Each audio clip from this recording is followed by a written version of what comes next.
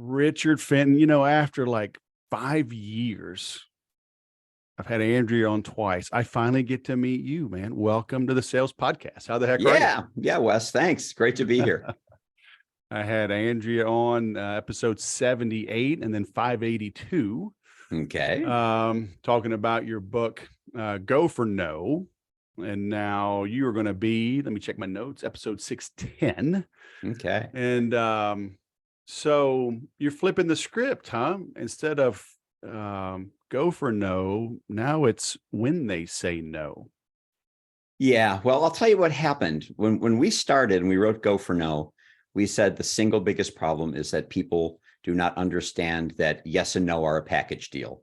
They think that yes, they think yes is good. They think no is bad. When they get a yes, they react positively and they celebrate. When they get a no, they get down and they think they're doing something wrong. We wanted to just get a major message out, which is, okay, yeah, we get it. Yes is wonderful. We understand that you make money when you hear yes, but you cannot have the number of yeses you want, and you cannot have big yeses unless you're going to increase the number of no's and sometimes increase the type of no, meaning you're going after, you know, the high hanging fruit instead of the low hanging fruit, right? And so that was the main message. Increase your failure rate and you'll increase your success.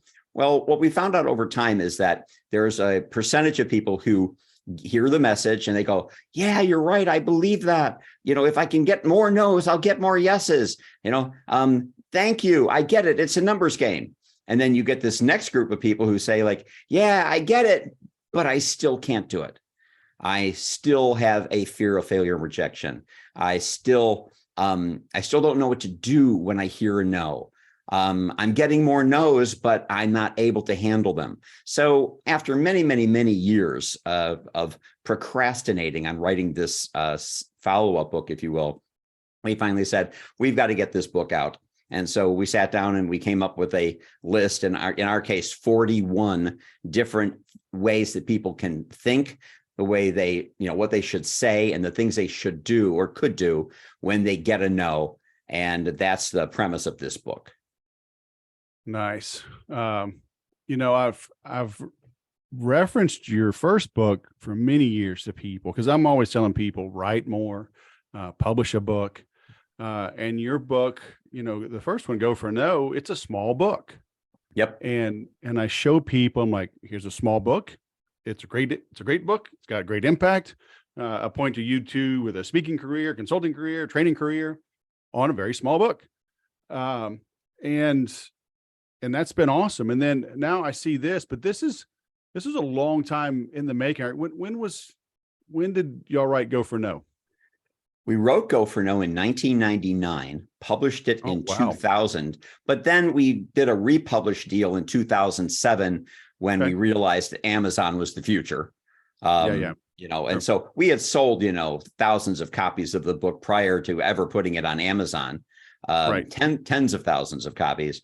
But when we saw that Amazon really was the place, we put it on Amazon. And from the day we put it in Amazon in 2007 until December of 2010, and we had a fairly consistent increase in marketing, we finally hit #1 in the sales and selling category. So nice. we call this a 10-year overnight success. Yeah. You know, just the way that it should be. Well, I just wanted to mention that because there are some people in this space that, I mean, like every year they're coming out with something, right? It's like the last book you'll ever need on sales. And then here comes another book. I'm like, I thought you wrote the last book you'll ever need on sales. Like, what? Why do I need another book? You know, did you change your mind? So, I mean, I love the fact that like y'all hit a nerve, you found a groove and ran with it. And so, but it makes sense to come out with this because you're right. I agree. And I see it all the time that we hear things. I don't know. You see it in the Bible, right? Yes. And they turn around and go, oh man, that's hard. I'm not going to go do that. You know? So it's like, okay, let me teach you a few different ways. I mean, just like golf, right? How many golf lessons are there? And you got a little ball sitting still, just hit it. But you need a lot of different analogies to finally sink into somebody's brain, huh? Right. Absolutely. And, people, when they hear the word no in particular, a lot of times they just, they freeze. They don't know how to respond. And I think we're a little guilty in our first book of kind of, I think we gave a little bit of bad advice in one area, and we mentioned that in the new book. And that's that, we used to take it in a very flippant way. When they say no, just say next. Well, that kind of suggested when they say no, just run, leave, go find another prospect. Now that could be true. There are situations where when they say no, you should just turn and go. Like when the Girl Scout knocks on a door and the door opens up and they say hi, and they're in their cute little uniform, which is the sales presentation. Do you want to buy Girl Scout cookies? And that person says no. Well, don't sit here and try to convince the person who just said no to you why they should buy it. Just say next and go next door, because there's house after house after house after house that you can go to. So it makes sense that when you hear a no, when there's lots of prospects, move on to the next prospect. But that's not true for all industries. Let's say, for example, you work for a company that sells airplane parts to the 6 major airline manufacturers in the world. Well, how many times can you go, oh, no, okay, I'll just say next before you run out of people to sell to? So you better figure out how to build relationships, and you better figure out how you're going to navigate your way around no. So if there's endless prospects, then yes, you can just move on. And that was kind of our original advice. What we realized is in many cases, there's not endless prospects. And then, so when the quantity of prospects is lower, then the quality of your presentation and how you handle a no has to be higher. I tell those Girl Scouts, just have a tear in their eye as soon as they knock. I mean, come on, man. Don't just take no. Everybody wants it. Look, even if you can't eat the cookies, somebody that does. So everybody should buy these cookies. Absolutely. And they're selling on the black market now for like $20 a box, So when something is that high in demand, just go find somebody else who will buy it. Nice. I love what you're talking about here. So skipping ahead to page 23, that you're just getting started. Right. And what does that mean? Well, what that means, and I'll give you a little backstory here. In 2010, Andrea and I traveled around the United States. We drove 14,000 miles over 44 days. We interviewed 58 high-performing business owners, entrepreneurs, salespeople. In many cases, making over $1 million a year. In a couple of cases, $1 million a month. And we sat down with them. We said, "How do you use Go for No? How do you overcome failure and rejection?" And we got all these people to give us their insights. Well, we were on the final leg. We were coming up the West Coast through Santa Barbara on our way to Portland, where we lived at that time. And we pulled into the Hotel Santa Barbara. We had all of our camera equipment in the car. And the valet said, "Hey, what's all this camera equipment for?" And we explained the project, what we were doing. And then he asks a question that I'm completely unprepared for. He says, "Well, geez, after interviewing all these, high earning people, in a sentence or two, what's the big learning?" And the first thing I thought was, I just interviewed 58 people, 1 hour per interview. I've got 58 hours of tape. And this guy's asking me, what's the big learning? I can't boil it down into one. And then it was like a lightning bolt. I realized I can get it down to 2 sentences.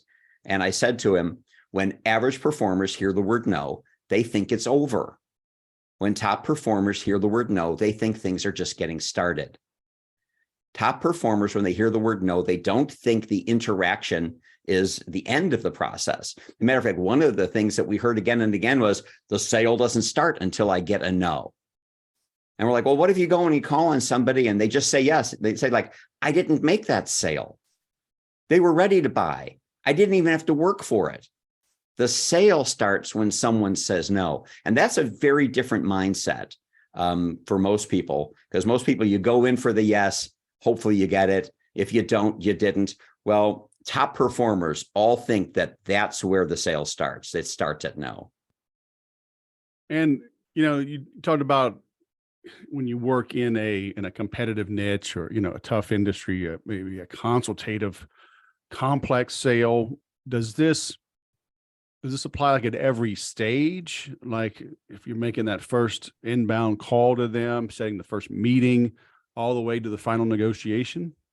Yeah, that's a very interesting thing too, is that if you're in any long sales cycle type of business, if there's going to be multiple people involved, and unless you've got them all in the same room at the exact same time, which is rare, there's going to be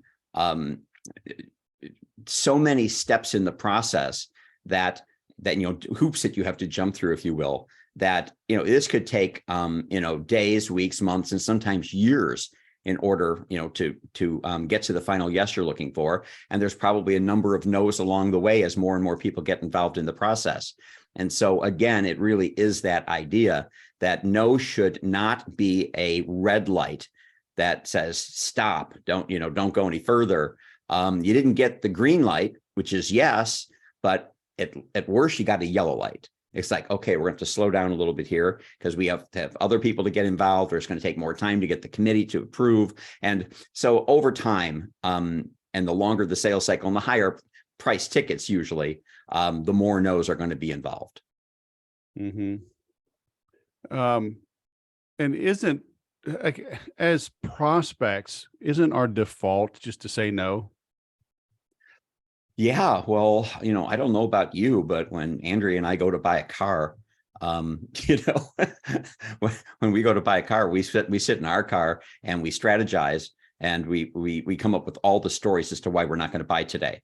Right? It's like, we've got a good car, it's running well, we're just looking, we're not sure we want to do financing, and we come up with all this stuff, and our end agreement is, under no circumstances are we going to buy the car today. We are going to think about it.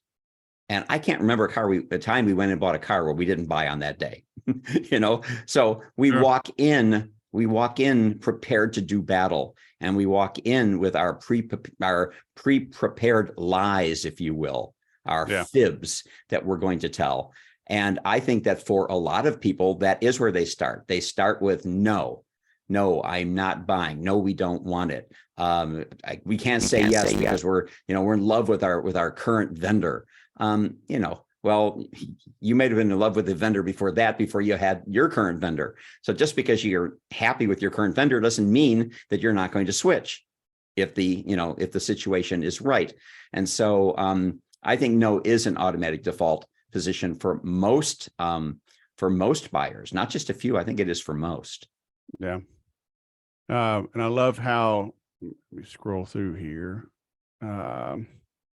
Don't be desperate. I always tell people, and my dad says, if you think you're desperate, you are. Yeah. Right. And if you're desperate, you can't give it away. Absolutely. And we see so many people who, and I'll use the example here. It's usually some young high school or college age kids. They knock on your door and they're selling some type of magazine subscription or whatever it happens to be. And it's like, if I can just sell enough of these, I get to go to Europe on the trip. And you go, I'm really not interested. And it's like, no, please, don't you understand? I really want to go on the trip. Well, that might work in that scenario. Maybe people just are kind-hearted. They go, fine, I'll sign up for the magazine. It isn't going to work in most other real sales situations.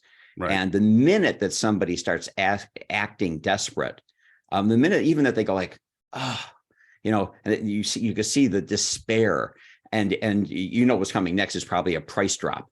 Well, what if we drop the price 10%? Yeah. Well, that's just desperation. If you've got a great product or service and it's worth what you've just quoted, and then they say no, why would the first thing that you do be to drop the price? No, the first thing you should do is to say, hey, I understand how you feel. A lot of our clients don't understand the value of the product. When we first present it, let me explain to you why it's worth X, Y, Z. And so desperation is never in a salesperson's best interest, ever. Yeah. Not only in that deal, but like in their psyche. Right. Like I'm always telling people, like I'll give you a few lines here and there, maybe you can use early on just to build some momentum, but it's like, ultimately, I want to build strong humans that can just stay in the game. Yeah, absolutely. And you know, if you've got something that's truly of value, then it must mean that if this person doesn't want it, someone else will. Right? So, you know, you've got to be strong. You've got to, you know, you got to stand up straight. You have to look the person in the eye, because if you've got other buyers, then desperation makes no sense. And confidence is the only other way you should be projecting yourself. So every time you go into a sales presentation, confidence should always be, you know, the place from which you come. Yeah. Yeah. Even when I was in corporate America, I mean, I wouldn't play the game. And it's like, I'd rather miss a quarter by a little bit and start the next quarter with momentum than train my prospects to just wait till the end of the month or end of the quarter, and I'll beg them for a good deal. Yeah, absolutely. You know, it'd be kind of funny. Can you picture somebody says to somebody like, so what do you sell for a living? And they go, my soul. I sell my self-esteem. I sell my self-worth. I sell myself short, you know, which is really sad. I know, but it's more, I'd say it's the norm from what I've experienced. So it's crazy. You know, I made these coins years ago. Jeffrey Gitomer had these coins. He had a metal coin. I'm like, I'm going to have a coin for a card. And I put on here, learn to open relationships versus close deals. Nice. And I love it. So you have, you know, page 39, your problem may not be closing. It may be opening. Right. So what's up with that? Yeah, well, I like that. Right. Well, we know Jeffrey. Jeffrey's a great guy, and he's completely right with his coin. It is one of the big things that people in the world of sales miss. If you go to any bookstore, you know, go to Barnes and Noble or wherever it is, go to the section on selling. I guarantee you will find at least 10 and maybe 20 books that have the word close in the title. Right? Close, close, close, close early, close often, ABC, always be closing, Zig Ziglar's Secrets of Closing the Sale. I mean, it's on and on and on. And if you were to look at that, you'd have to make the assumption that closing is the most important part of the sale. I mean, it must be. Look at all the books on closing. But to say that closing is the most important part of the sale would be akin to saying that putting is the most important part of golf. Well, it's an important part. It is where the ball goes into the cup, but does that negate the 430 yards behind you where you needed a great drive and you needed a great, you know, wood shot and you needed to chip it? All of those steps are just as important. So to our mind, opening a sale is probably the most critical part of the selling process. And by that, you know, it's funny, in the old days, Wes, you used to be like, okay, when you open the sale, make sure that you have a good firm handshake. I'm going back now 40 years, good firm handshake, and look the prospect in the eye. You know, now these days we don't shake hands, even in person, we do fist bumps. And half the time, you know, like I have to train myself to look into the camera when I'm talking in an interview, because what I really want to do is look you in the eye. But when I do that, I'm looking down. I'm not looking, you know. So that's the old kind of format of closing the sale, or excuse me, of opening the sale is what I meant to say. So now, you know, it's like, so what is the rest of opening? And it is all about relationships. Jeffrey is right. It's all about asking great questions. It's all about starting conversations. And I don't mean, you know, like, oh, isn't the weather great? You know, I mean, that's you know, that's the unimportant stuff. But the conversations where you get to connect with people, because another thing that Jeffrey says, and we believe entirely, is all things being equal, people will do business with people they know, like, and trust. Well, how else is somebody supposed to get to know you, like you, and trust you if you rush through the opening and you rush through the presentation and you brush off the objections, and all you do is try to hammer them with closing technique after closing technique after, because the more you push on the closing, the more they're going to distance themselves from you. And so when you're getting nothing but no, no, no, no, no, you might want to step back and say, wait a second, am I opening sales well? Am I good at asking questions? Yeah. Am I good at listening, or at a minimum, looking like I'm listening? I mean, all of this stuff is in the opening part. And then you have the body, which is the features and benefits. And that's kind of, standard. And then if you've done all that right, closing should be the easiest part of the sale. It should be the natural conclusion of a sale that was opened well and that had a great presentation based on what you learned in the open. And then closing, becomes, I have to tell you, my close when Andrew and I are selling to corporations and we're asking them to hire us to speak, when we get to the end and we've done everything, my closing technique is, and I literally lean back. A lot of them are on Zoom now. At the end, I lean back and I say, like, so what do you want to do? That's my close. My close is, so what do you want to do? I'm not going to twist your arm. I'm not going to give you 3 other reasons. I'm not going to drop the price. I've already done everything that I'm going to do. Now the ball is in your court. And I have to tell you, we close more sales by not being desperate and just by having a singular close than we would if we were trying to do it, where, oh my God, the puppy dog close, you can take it home for 3 days. And if you don't like it, you can bring it back. It's like people who have these 31 ways to close a sale, like it's Baskin Robbins. You don't need any of that if you open sales well. Yeah. How can people open sales well today? Because you're right. The world has changed. Social media has changed things. Internet has changed things. COVID has changed things. It's not the world you and I started in. Right. So how do we open well today? The best way to open well to our mind, and there's a lot of different people have a lot of different techniques, but as far as we're concerned, it's don't go into a sales situation thinking like, okay, my job here is to jump in and say, here's our company background, here's how long we've been in business, here's the sales volume that we do. And then start launching into all the features and the benefits. And no, instead, it should always be hey, before I jump into any of the information about our company and about the product and all of that, which I'm sure you're interested in, but before we do any of that, I want to make sure that I know enough about you and your company that it even makes sense to make a presentation.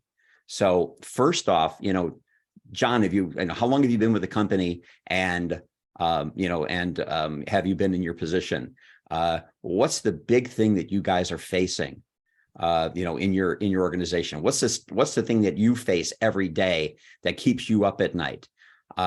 Just things like that. And then the person goes, wow, every other salesperson is pitching their product in the first 2 minutes. And this person is completely focused on me and my company.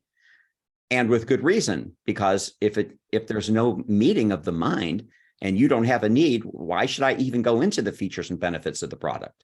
And so to us, the way you open sales well is to put as much focus as you possibly can on the prospect, their situation, and their company's needs.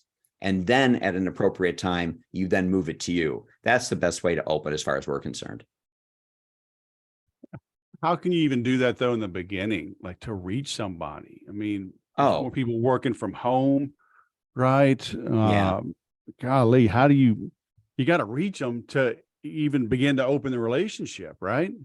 Right. Now, of course, I was assuming that we were nose to nose, or in Zoom, we were face to face. Well, sure. And and all those were good points. So yeah. Well, okay. So now we're kind of going back to the original Go for No book, which is you're going to have to get a tremendous amount of no's in order to reach the person even that you want to work with, right, or sell to. And then you're going to have the no's in that process. I think the number right now, I think we quote it in the book, but it takes 8 contact attempts just to get somebody to talk with you. So it's 8 times to get them to connect to where you can even have this conversation. So it's a different world from the way it used to be, but I don't know that it's that different. I think it was hard before to get a hold of people as well. Maybe they were more ready, they would more readily talk to you, but in those days, you had to drive to their office and knock on the door and talk to the gatekeeper. And so, you can get a lot done just through the rapidness of being able to use technology. So, you just have to get used to that. Leaving a message on someone's voicemail and not getting a call back is not a no. A lot of people are like, oh, I got no from that guy. He didn't call me back. That woman didn't return my call. They don't want what I have. Chances that they even listen to your message are very slim. It might have even been handled by a gatekeeper, right? Right. By an assistant. So it does take time. And I'll tell you just a funny story about this. We were hired years ago to do a program for Discovery Channel. And the vice president at that time, he's not with them anymore. His name was Frank. And he hires me to come in, puts me in front of his group. He says, here's Richard, author of Go for No. He came to my attention, a month ago. I got a copy of his book in the mail. I thought it was really wonderful. And so I decided that it's a great fit for us. So everybody, here's Richard. So the very first thing I have to do, which is to break one of the great rules of public speaking, was never say anything to embarrass the person who hired you. I started by saying, before we get going, I just want to make sure we set the record straight. Frank did not just get the book from us a month ago. We've been following Frank and contacting Frank and trying to reach Frank every quarter for over 4 years. This was the 17th time we tried to contact Frank, and we finally got him to agree to read our book, and we sent it to him. And so we're here after the 17th call, not after like some casual 1 month ago, we sent a copy of the book. I told him, I didn't say that to embarrass Frank. I said that to make sure that everyone in this room understands that this is not an easy thing. Mm-hmm. You have to decide if you're selling your product or service, are you going to be in business next year? Are you going to be in business the year after? Are you going to still be selling that product? Because if you are, then you should be on the 6th or 8th or 15th or 23rd attempt to contact those people, because that is what it takes in most cases to finally reach a buyer and to get their ear. Right. So speaking of those 17 touches, mm-hmm. Do you mix things up? Do you send the book and maybe later send a PDF and maybe later send just an email, or do they forget about you so you can kind of say the same thing every 90 days and just like looking to catch them at that right moment? Yeah, that's a great point. And the answer is yes, we mix it up. Every touch is a different type of approach. And with every touch, in our case, we always make it about the prospect. So it'd be really easy to contact somebody and to send them our brochure. And then we're going to send a copy of the book. And then we're going to send a t-shirt that says Go for No on it. Well, up until that point, this is all about us. Right. And that is not going to be the thing that breaks us through. So when we send the book, we say, hey, we did a little research on your company, or we read an article that somebody said that you guys were facing XYZ. We thought our book might be a good fit for your people, and it might help you solve your problem. So even when we send the book, it's not about us, it's about them. Yeah. And then when we send, a copy of an article that we've read, we'll create a report that we think would be valuable, like an 8-page white paper that we think would be valuable to just about anybody, that we sell to. And then we'll get that in everybody's hands. And so we're always sending something different. We're always touching in a different way, but it's always going to have some element of what's in it for the buyer, not just what's in it for us. Yeah. You were talking earlier, about when you are engaging with that prospect and making it about them. Yep. How much research do you do? Because on the one hand, like, you want them talking, you want to hear it in their own language, you want to hear them admit that they have a pain. Right. But you have to show like some research, right? Like, a little bit about them, right? How do you balance almost like showing up like a know-it-all, right? Versus giving them time to talk? Because I see things, I feel like it has shifted a little bit in a bad way. Like prospects are calling me and they're Right. like, so tell me about yourself. And I'm like, especially like written, right? Especially on LinkedIn, hey, where are you? Yeah. I'm like, I literally, like last week, I took a screenshot and I circled me and pointed to my city and sent it back. I'm like, that's where I am. Google it. I mean, it's like, it's visible. I mean, literally 30 seconds of research and you can answer that question. Right. Right. So how do you balance that? Yeah. Again, the more we get into techniques and the more we look at the way, sales have traditionally been done, it's easy to get trapped in these things. So obviously there's a balance. If I'm going to call you and I want to get, or call a company and I want to get the vice president of sales on the phone, let's say, I should know enough about the company that I think what we have is a good fit. And so I've got to have some knowledge, and I should be able to demonstrate a little bit of that in my opening of the sale.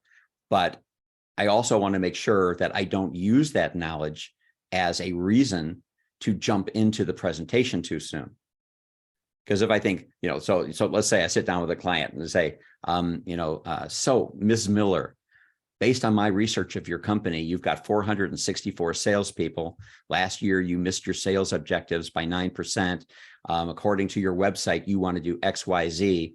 And I'm going to throw out all this stuff. And then I use that as the reason to now launch in and say, so our product and service is going to help you solve all of those things. Let me tell you how. Mm-hmm. So it's good to have the information. It's good to have the stuff, but I would rather have it and not use it. I would rather have it and not use it. I want to have it in case I need it, but I don't want to turn that into part of the presentation because now the opening doesn't go where I want it to go. Yeah. And people are different. There's no perfect sales presentation. I can't say, okay, the opening should be 17.2%, of the time you spend with your prospect. Everybody's different. Every prospect's different. Every individual has a different sales approach. And so, one size does not, fit all in almost any industry. It certainly is true of selling. So a lot of what I'm saying here is what we have come to understand from our experience, but it doesn't mean that it isn't going to be different for different people in different industries. Yeah. How would you say, I mean, you got to think back now, 24 years. How has having a book helped you with your prospecting and selling? Like how long were you in business? Were y'all doing business before you had your book? When we very first started, we launched in 1997, and we were actually doing training exclusively for the retail industry. And we wrote this little 64-page book called Retail Magic. And I mean, it was barely, we should have called it a pamphlet. I mean, it was really small. And we had it from day one because to our mind, people just love books, and they're more apt to read a book that's short than they are to read something that's long. And consumption is a huge part of the selling process. Mailing somebody your beautiful 16-page company produced brochure, probably won't get, it may not even get that consumed just because you think it's important doesn't mean they're going to think it's important, because when they get the brochure, they go like, oh, advertising, sales promotion. They're not going to give it. And if you make it a size 8 font, it really helps. It shows that it's important. Yeah, absolutely. You got to get a lot of fine print in there. Oh my gosh. So we said, a book does two things. One, it's more likely to be kept. They look like, it's a book. Do I just want to throw this away? Brochures are easy to throw away. Books are a little harder to throw away. Yes. And then also, if you're a published author, even if you're self-published, you took the time and apparently have enough knowledge on a topic to be able to write a book, or at least you think you have enough knowledge. And so in our case, it was an absolute prerequisite, had to have a book. I'm not suggesting that every salesperson in every industry has to have a book to be successful, but it wouldn't hurt. There are lots of cases where somebody can write a book. If you can be an author, it can be helpful, especially if you have, if you're like a chiropractor. So if you have a business where you are the business, why not be the author? Why not be the author of something on it, which immediately says I'm the expert? So book was very important to us. How did you do it back then? I mean, there wasn't Amazon and KDP, and all these easy ways to do it. Well, thank you for recognizing that, because a lot of people think that the world in which we live today is the way the world has always been. Well, right. No, it was very hard. I mean, I actually went to a thing. I don't know if you've heard of them. They're called bookstores. And I went there in my car, and I got out and I went inside, and then I went to the section on publishing and found the thing that said how to publish your own book. And there was this little book for $6.95. It said how to publish a book. And I took it and I read it and I did it. I mean, that is how we did it. We had to go find somebody to do the art, and we had to find somebody to do the editing, and somebody to make the cover. And then we had to find a printer. Then the printer said we had to order 5,000 copies in order to get the price down. And we had to jump through all of these hoops that nobody has to jump through anymore. But back in those days, it was so hard to jump through the hoops, no one would do it. Very few people did it. Yeah. So the harder the hoops, the more hoops there are to jump through, the more the competition gets pared away. And so a lot of people are like, wow, they got a lot of hoops to jump through in this company. Well, if you're tenacious and you're persistent, that's going to work to your advantage, not your disadvantage. Yeah. And so in our particular case, we jumped through the hoops, and we were the only person sending a book. Today, 25 years later, if you hire speakers, in our case, you're getting 10 books a week dropped on your desk. Well, back then we were the only book. Right. And so that's how we broke through in the beginning. Yeah. Cool. You talk a little bit about price in here, don't apologize for the price, explain it. Yeah. How, well, we could use your speaking or something else as an example, but it's like, I always tell people hearing no early is a win, right? If I want to get paid $20,000 to speak, I want to know relatively soon, like if this is a nonprofit or some small group or something, they got a $5,000 budget, they got no budget, whatever. Like I want to know before we've gone too far down this song and dance, but I don't want to scare people away. Maybe they have a $15,000 budget and they can get the 20, or, I can deliver some value, right? Maybe I do some warm up webinars for them, some promotion. Maybe I tack on a webinar. Maybe I do some ongoing training afterwards. I mean, I'll bring the value. Sure. It's like, how soon do you bring up the price? And this is going to sound contradictory, because it is to a degree, as much as we say, open and make it about the prospect. Well, one of the ways to make it about the prospect is to make sure that you're not wasting their time, which also, if you do it correctly, isn't going to waste your time.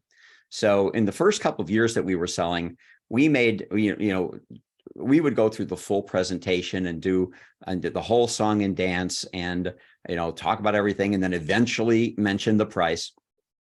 And then a lot of times at the very end, they'd say like, well, we don't have conferences. We don't have meetings. We don't have a budget for speakers. We never bring in anybody from the outside. We use our vendors because they come in for free and they talk to our people. So, after a while, you realize, there's got to be a better way. So we would very quickly, when we make a call, we would then, we'd say, hey, before we jump in here, I just want to make sure, do you guys have meetings and conferences? And if they say, oh, no, we never have meetings and conferences, then we'd say, oh, okay, well, we'd be a very bad fit for you. So, thank you very much. Right. If they have meetings and we say, do you bring in speakers from the outside? No, we never bring in anybody from the outside. Well, I don't want to convince them that they should change the way they operate their business and then convince them that I'm the one they should bring in from the outside. Yeah. So they don't bring them in. Again, click. And then third is, do you have a budget? And in the beginning, we never used to ask what the dollar amount was because we were more flexible with our own budget. But as time goes on, it's like, do you have $15,000 in your budget for a speaker? And so, if the answers are no, no, or no at any point, then there's no reason to go into a presentation. If it's yes, yes, yes, then we would do exactly what I said to do, which is great. Let's find out a little bit about your company before I tell you about the program, make sure we have a match. Then I would try to go into gathering information from them. So, we think disqualifying a non-buyer is as important as qualifying a buyer. Sure. Yeah. And a lot of people, they think that their job is to qualify somebody. Well, if you think your job is to qualify, then you might start asking qualifying questions. So if we were going to qualify somebody, we would call and say, do you guys have a sales force of over 50 people? And they would say, yeah, we do. We got 200. Like you said, we should already know that, right? Should have gone on the website. We'd know it. So we're asking questions to qualify, right? But we didn't get to the heart of the thing, which is they don't bring speakers in. So it doesn't matter if they have 10,000 salespeople. They don't bring in speakers. So asking the disqualifying questions is really important. And that should be the case for almost any business, because it does let you move along then to somebody who is more qualified. So let's say, in a year or whatever, pick a time frame, you get 20 deals, 10 deals, 20 deals, whatever. How many of your sales, and we can focus on speaking again, or just pick something, specific. Yeah. Like what percentage do they kind of sell themselves? Like oh man, our budget was 15, you're 20. Right. But through the conversation, like, what, we're going to make this work, like a stretch goal versus, oh, it was just an easy fit. Yeah, we had 20, we had up to 30 budgeted, so 20 is fine. And like, so how often are you truly selling versus like, oh, it was an easy fit. You were good at disqualifying and then boom, it just happened. Yeah. In our particular case, we have a price. Our price to do a keynote or workshop for companies is $15,000. That's our price. We have two ways in which we're able to change that price or to negotiate. One is if somebody has an extremely small group, we will make exceptions. So they go like, I've only got 8 salespeople. There's no way. Yeah. So, we'll offer a small group discount. Or if they're in Tampa and we're in Orlando, and it's a 90-minute drive and I'm back home for lunch. Sure. Yeah, that's different than if I've got to get on a plane and fly to Portland. So we do have ways to reduce the price that makes sense. Never to reduce the price just because they don't have a budget. Yeah. So if they say, oh, we don't have that. Oh, well, how about 10? How about 5,000? It's like, how low can you go? Is this the limbo? And how fast are you going to keep dropping the price? So we don't do that. But we also have found that if we're charging and they say like, I've only got $10,000, and we say, well, our fee is 15 and I don't have a good reason to drop it to 10. Then what we do is we try to build value to make it worth 15. And one of the ways we make it worth value is say, what if we were to add that a month after we do the program for your people, we then do a 90-minute Zoom meeting for just your managers, where we find out all of the challenge you had trying to implement our concepts, and we work with your managers to better motivate their team to be able to go for no. Would that be worth the extra $5,000, the extra $5,000 to you? So we keep looking at ways to add the value. Like, nope, we've only got 10. What about books? Would you be interested in buying books for everybody? In other words, I'm not just going to lower my fee, but I am willing to increase the value that we give you. And so those are the two things. We don't try to rush to decrease the price. We try to increase the value whenever we can. Mm-hmm. Cool. Would you say though, like, is it kind of 50-50? Like you got to work a little bit to make it happen, or like, are you well known enough now that it's just things are easier, or are you still having to push and apply and make it happen? Yeah, in the beginning, it was very difficult because there were a lot of companies that didn't have a lot of experience with hiring speakers. Now, enough of the companies that we call have. There are some speakers out there that are very, very expensive. Oh, and so the dollar amount that we charge today is a very reasonable number compared to some of the other big names. Let's not even get started with the Tony Robbins of the world, who are at $250,000. I mean, let's just talk about even the mid-range people. So we don't have as much price issues as we did from the beginning. Also, a lot of people call us now. We have more inbound calls than we have outbound these days, because the book has sold so many copies and because there's enough exposure for us out through social media. And so mostly when people call us, I think they've got a pretty good idea of what the fee range is going to be. So there's a lot less pushback than there used to be, but there still is. There still is. Yeah, sure, for sure. Cool. So your book is out. You've got a website for the book. Do you want them to just get it through Amazon? There's the new book. When they say no. Yeah, Amazon. Oops, I lost my earpiece. Amazon is the easiest way. And if you want to go to goforno.com, you can do that. We have a store and you can get the book through there. But, let's face it, Amazon these days is so easy for people, especially if they have Amazon Prime. They ship the book for free. It's probably the easiest way, to do it. But if they want to come to the website, we'd love to have them visit. We have some videos and things that they'd enjoy, I'm sure. Yeah, cool. I've been there often. Yeah, very cool. It was good meeting. I don't know. Can I say the better half? We can't really say that, huh? Andrea's the better half. All right. The better writing half. What do I call you? You've met the other 40%. Let's just put it that way. And it is funny because when we launched, Wes, I was the face of the business. I was out doing the presenting. Andrea did all of the marketing. And then eventually I went to her one day and I said, I'm sure you'll appreciate this. I said, I don't want to speak anymore. And she goes like, well, that's a problem. She goes, why? And I said, I don't like traveling. And she says, you love to travel. I don't understand. I go, and then it was like, okay, I don't want to travel alone. I'm just tired of running around the country, on airplanes by myself. And so I convinced her to be my co-presenter.